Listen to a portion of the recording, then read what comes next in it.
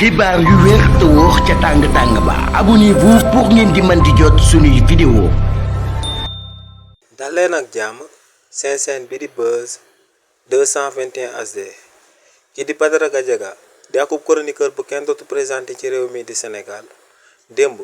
ginnaaw bañ xamalee sénégalais yi que ne dañ ko daal di convoqué à partir de 15 heures si la ñi nga xam ne dañoo daal di nekk ci ginnaawam di ko soutenir tàmbale di fësal ay nataalam di wax que ne kookee di Badara Gadiaga bu ko kenn xalaata laal ci réew mi di Sénégal waaye tamit ginnaaw loolee kookee di Badara Gadiaga ginnaaw ba mu agsee woon démb ci convocation boobee nga xam ne ci jëmmam lañ ko amaloon na kookee daa fekk akub mbooloo bu dul jeex bi nga xam ne da ko doon xaar ci kanamu cybercriminalité ngir daal di koy taxawu ci convocation boobee ñu amaloon ci jëmmam ci mbooloo moomee nag mën nañ see daal di lim kii di Thierno Bocoum ak Thierno Alassane Sall ñi nga xam ne ay figure emblématique lañ ci opposition bi ci réew mi di Sénégal waaye tamit ci mbooloo moomee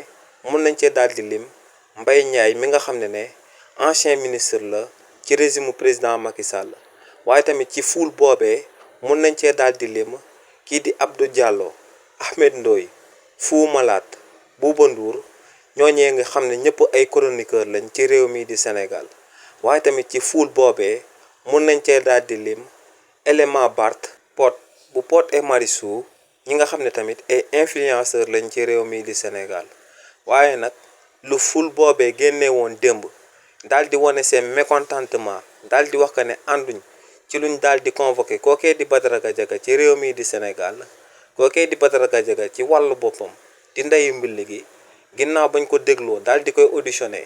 ci biir cybercriminalité ba noppi daal di nañ koy daal di mujjee placé en garde à vue maanaam mujj nañ koo daal di jël daal di koy noq ci kaso bi jëmale ko ci kàddu yu ñaaw yi nga xam ne moom la doon yëkkati di ko jëmale ci